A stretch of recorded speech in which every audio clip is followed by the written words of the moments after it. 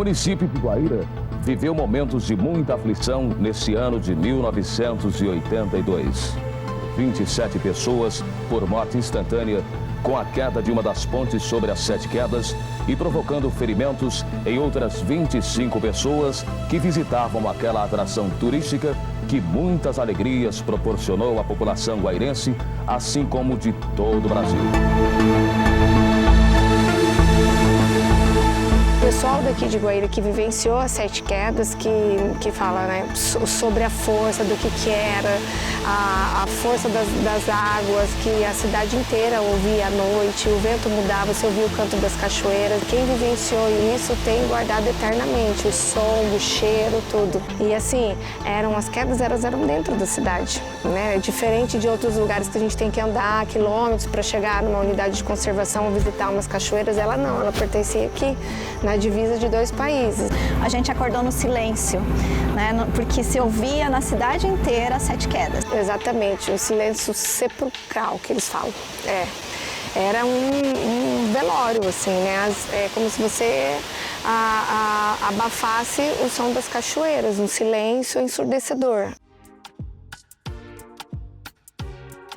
Faz mais de 40 anos que os 19 saltos das 7 quedas desapareceram da cidade de Guaíra.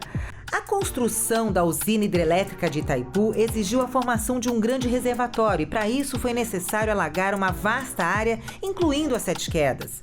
Hoje, elas estão debaixo do lago de Itaipu. Agora, na cidade, a história da segunda maior cachoeira em volume de água do mundo pode ser vista nesses painéis. Mas Guaíra tenta absorver o ditado popular que diz que quem vive do passado é museu. Afinal, o extenso Rio Paraná e outros atrativos da cidade permaneceram.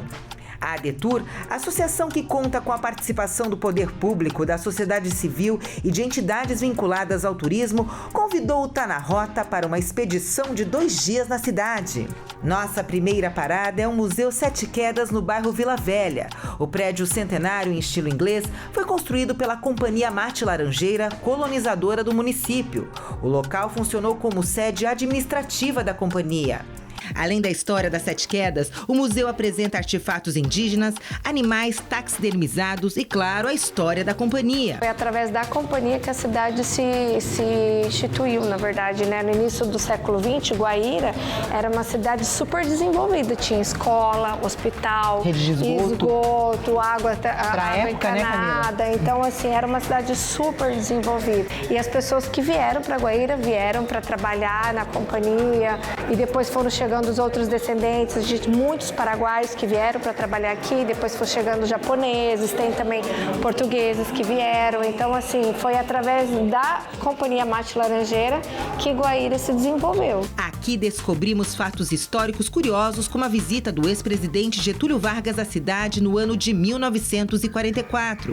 Então, Getúlio Vargas, quando ele vem para cá, ele não só enxerga esse potencial financeiro e econômico da Companhia Mate Laranjeira, como também ele vê outro sistema que era o sistema de trabalho. Então, quem trabalhava para a Companhia Mate Laranjeira morava em casas da Companhia Mate Laranjeira e fazia, por exemplo, gastava seu dinheiro dentro da companhia, né? O primeiro armazém que Guaíra teve, que hoje é o setor de frotas da saúde, ele era da Companhia Mate Laranjeira. Então, o dinheiro ele só girava em torno da companhia. Os prédios aqui, por exemplo, o museu, que foi sede da Companhia Mate Laranjeira, o Cine Teatro, que foi depósito de erva mate, a estação ferroviária, todos os outros prédios, o banco que existia, todos os outros prédios que foi formada, o hotel, que era onde era a guarda municipal, né? Ele foi tomado pelo governo. Getúlio Vargas toma posse e boa parte desses prédios passam a ser não só estatais, como privatizados também. E saindo do museu, nosso grupo foi conhecer as construções deixadas pela Mate Laranjeira. Na saída do museu temos a locomotiva número 4, construída em 1917. O transporte foi um marco da ferrovia, que ligava o município de Guaíra a Porto Mendes. Primeiro transportava erva mate e depois passageiros. O bairro de Vila Velha foi projetado e ainda hoje é possível encontrar essas casas, algumas revitalizadas e outras ainda originais. Andando andando pelas ruas do bairro, a gente consegue ver então como que a cidade foi se desenvolvendo e como a companhia teve importância. De um lado a gente tem uma casa onde moravam as autoridades dessa empresa e de outro a gente tem uma casa onde moravam os trabalhadores dessa companhia.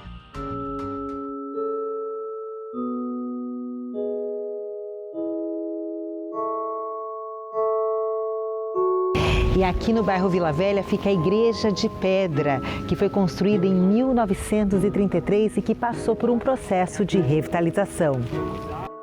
Ela foi um presente para a comunidade local.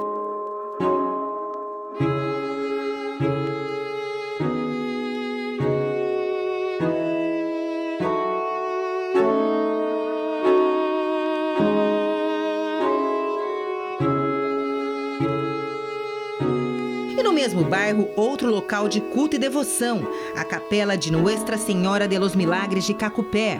Em 1985, devotos fundaram a igreja que fica na propriedade da família Arguello, de descendência paraguaia, que até hoje mantém a tradição de promover uma festa em louvor à padroeira.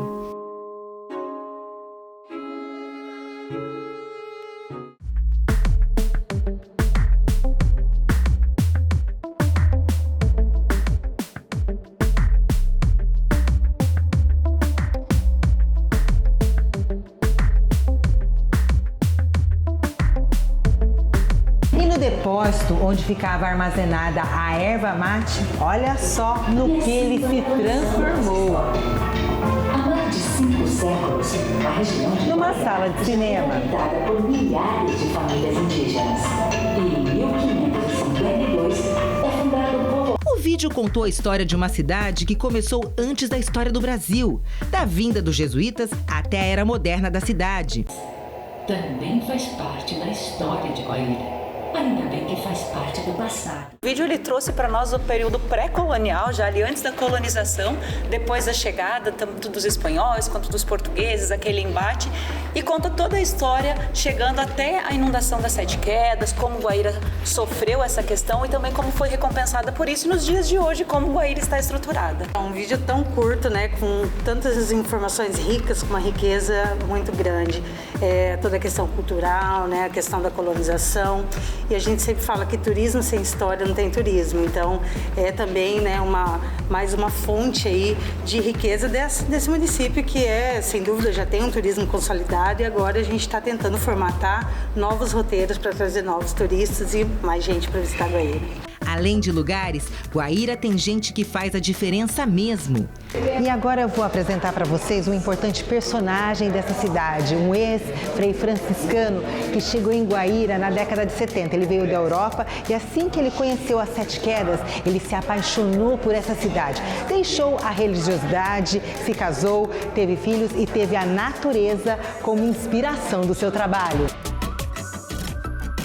No 95, comprei uma ilha que era só capim, que amanhã vocês vão ver, é uma lindeza aquilo lá.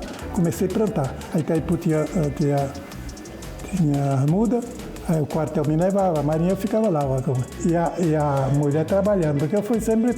Eu nunca fiz nada na vida. Ela trabalhando e eu lá plantando, vinha encher, que matava, tá? Mas hoje nós temos uma ilha bonita. O ateliê do Frei Pacífico abriga mais de 300 obras, que inclui esculturas em madeira e cerâmica. Me despeço do Frei, mas no dia seguinte temos um encontro marcado para conhecer o lugar que inspira as artes voltadas à natureza. A Ilha de São Francisco, que pertence ao Frei desde 1996.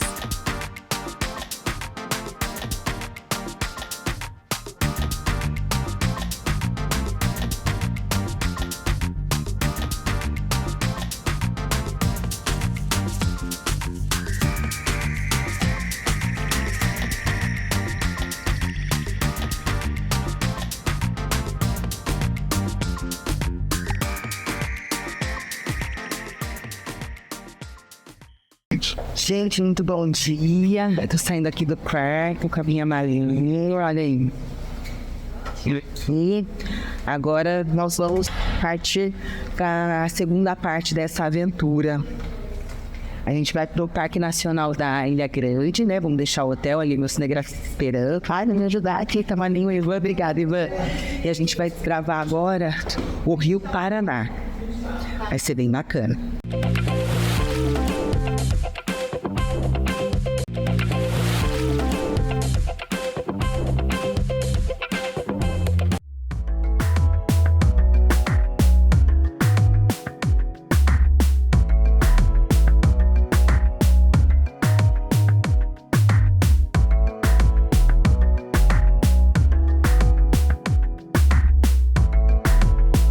Conta na Rota está participando da FanTour da ADETUR Cataratas e Caminhos na cidade de Guaíra.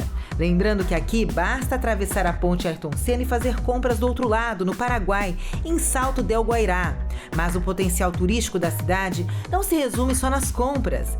Sem as Sete Quedas, o museu, o bairro Vila Velha, o Cine Teatro Sete Quedas, igrejinhas, tradições e costumes encantam o nosso grupo.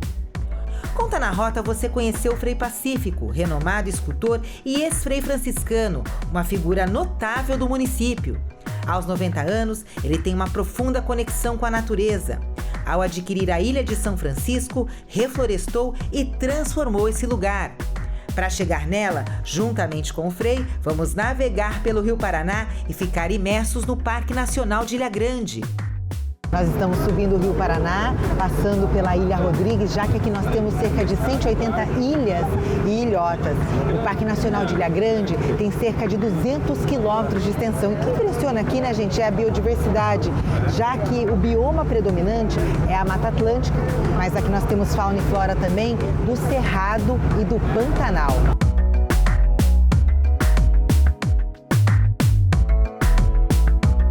A gente já passou então pela Ilha Rodrigues, Ilha do Meio e na Lagoa Saraiva, gente, tem ali um berçário de peixes e avifauna. E vocês não têm ideia da variedade de peixes que nós temos aqui no Parque Nacional de Ilha Grande. Tem pacu, tem pintado, tem dourado, piapara e piauçu.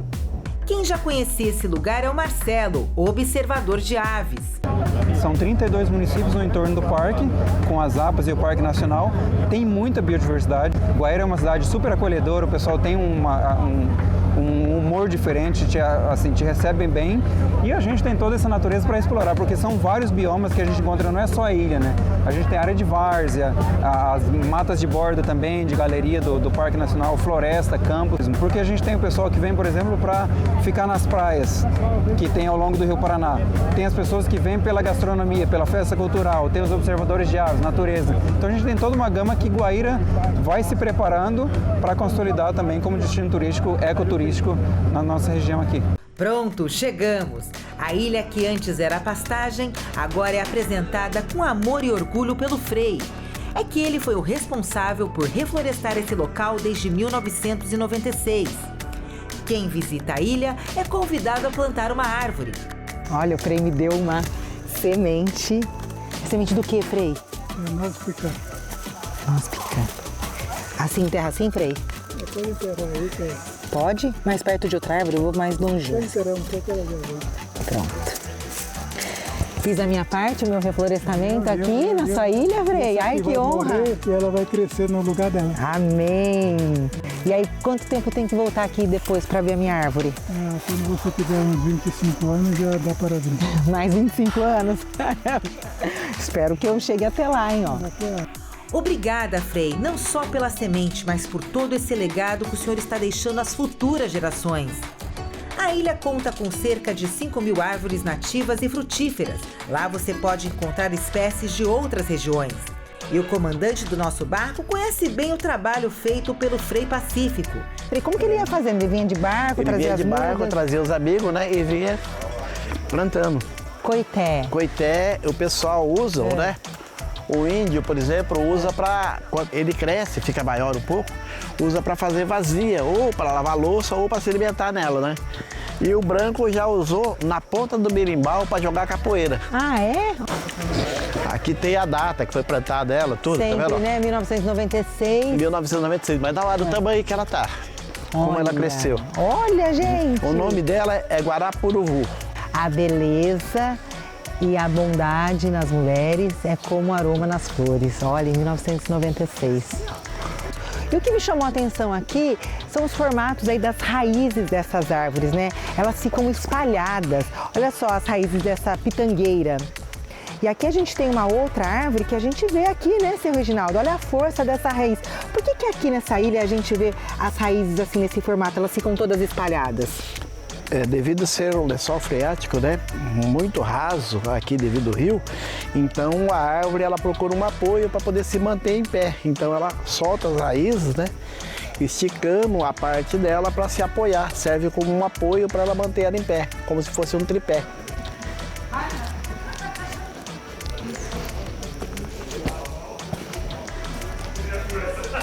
Que interessante, essa casa aqui, gente, o Frei Pacífico empresta para estudantes universitários que vêm para a ilha e precisam dessa acomodação para ficarem por aqui um tempo e estudar toda essa biodiversidade que existe nesse lugar.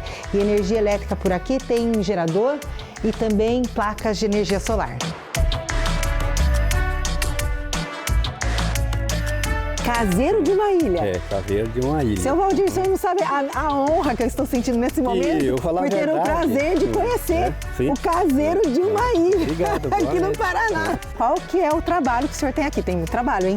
Não, aqui o trabalho que a gente tem aqui é manter o terreiro limpo aqui só e a trilha, né? Aqui tem a trilha aqui que a gente direto faz a limpeza na trilha, né? E nessa natureza tão diversificada, né? Nesses 5 meses aqui, qual foi assim a ave que o senhor já viu de interessante? Algum animal, um bicho? Eu já vi aqui a anta, aqui tem a anta, tem o tamanduá-bandeira, que a gente já tirou foto dele aqui no terreiro. Tamanduá-bandeira, Tamanduá-bandeira, sim. E os bugios que eles atravessam aqui nas árvores, né? Todo dia. Sapecas. Sim,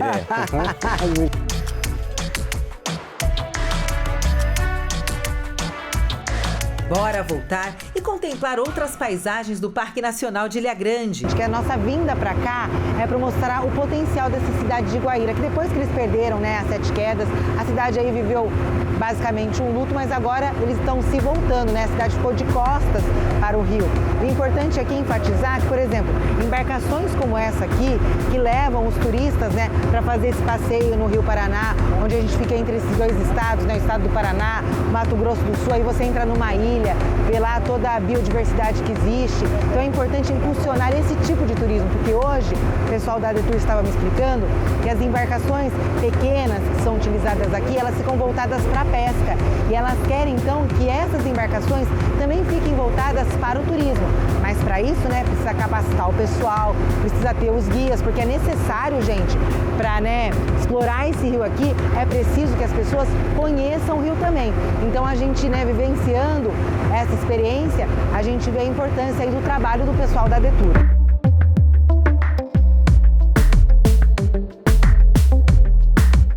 Mas o mais interessante é que a ADETUR trouxe guias turísticos, empresários, gestores públicos, e isso se cria um grande momento de integração, onde nós trocamos experiência com esses outros gestores, ouvimos os guias, como é o trabalho deles no dia a dia que eles fazem de turismo, e isso é uma experiência que nós vamos levar para dentro do nosso município e com certeza isso faz nós difundirmos ainda mais o turismo de cada cidade.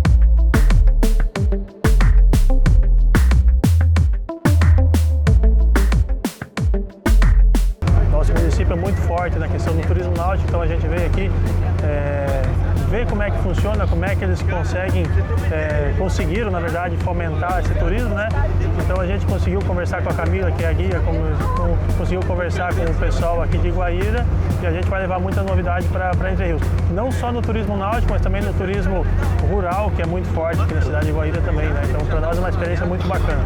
Estamos passando pela ponte Ayrton Senna, um símbolo sobre o Rio Paraná. São 3.600 metros de comprimento, ligando as cidades de Guaíra, no Paraná, e Mundo Novo, no Mato Grosso do Sul. Iniciada nos anos 80, a ponte foi inaugurada somente em 1998. E a curvatura é uma forte característica desse monumento. Gente, vocês estão vendo aqui atrás da embarcação, atrás onde está o comandante, né? A gente acabou de sair aqui debaixo da ponte Ayrton Senna. Então aqui é possível vocês avistarem na parte da proa aqui, da popa do navio, né? Da embarcação, as antenas de transmissões. Aquelas torres de transmissões de energia é onde tinham as cachoeiras, os 19 saltos das 7 quedas. Então daqui é possível ter uma noção da distância, da onde está a ponte para onde eram as 7 quedas. Daí aqui é possível imaginar a força da correnteza que passa aqui debaixo da ponte. Se vocês observarem aí tanto do lado direito quanto do lado esquerdo da embarcação, você consegue observar a força da correnteza. E é possível avistar algumas cabeceiras de pedra também, né? Então isso a gente consegue avistar muito quando oscila o nível do rio. Então quando o rio está baixo, a gente consegue ver bastante pedra. E aí agora a gente está já numa fase que o rio está um pouco numa cheia, porque teve chuvas. Mas a gente trabalha com esse cenário que muda a cada dia por causa da barragem. Não se pode mais enxergá-las. Mas o que temos diante dos nossos olhos é um trabalho de resiliência das pessoas que desejam expandir o potencial turístico da cidade de Guaíra de forma sustentável. Então, vendo aquelas quedas, vocês entenderam aqui em Guaíra que não adianta chorar pelo leite derramado. Exatamente. E a população entendeu isso, que é melhor a gente viver com o que tem de melhor. Hoje, os filhos dessas pessoas, eles não têm isso, eles só têm a lembrança, eles não têm nem a saudade, porque foi o que os pais contaram que era Sete Quedas. Eles vivem o quê? O Lago de Itaipu. Então, é uma nova geração, uma nova era, e isso está fazendo o quê? Renascer o turismo dentro de Guaíra. Guaíra é um exemplo, vamos colocar assim, de ressignificação. Então, aquela dor, aquela mágoa de perder as Sete Quedas, hoje eles estão ressignificando isso e dando um outro olhar. Então, além do turismo de aventura, de natureza, o histórico-cultural que nós visualizamos, hoje já é uma grande realidade o turismo de pesca esportiva, né? Já é uma referência a nível nacional. A gente tem que se ressurgir, se reinventar. E esse lugar que a gente vive hoje, aqui em Guaíra, o Parque Nacional, o Lago de Itaipu, a gente tem tanta coisa para explorar ainda, lógico, dentro da sustentabilidade tem muita coisa para explorar. Então hoje a gente vê pessoas que estão vendo com outros olhos o que a gente ainda tem para mostrar. A questão da biodiversidade que a gente tem aqui, a questão do turismo de aventura e natureza. Então a história nossa é riquíssima, que precisa ser contada inúmeras vezes. Então essa parte do turismo histórico-cultural e turismo de natureza é muito pujante ainda, a gente acredita muito nisso. Guaíra tem potencial, historicamente é uma das maiores, né? Aliás, a história do Paraná começou praticamente em Guaíra. Então a gente nota que toda essa cultura, essa história e o turismo náutico, ele está fazendo Guaíra ressurgir com novos produtos como os caiaques, os passeios, as experiências, e isso faz com que a gente comece a ter um desenvolvimento do turismo de forma mais integrada. Os Caminhos do Iguaçu, a ideia é trabalhar esses percursos pelo interior, todos chegando às Cataratas do Iguaçu. Então aqui, por exemplo, de Guaíra a Marechal, a gente tem a Rota dos Pioneiros, que dá para fazer ou caminhando, ou por bicicleta, ou por água.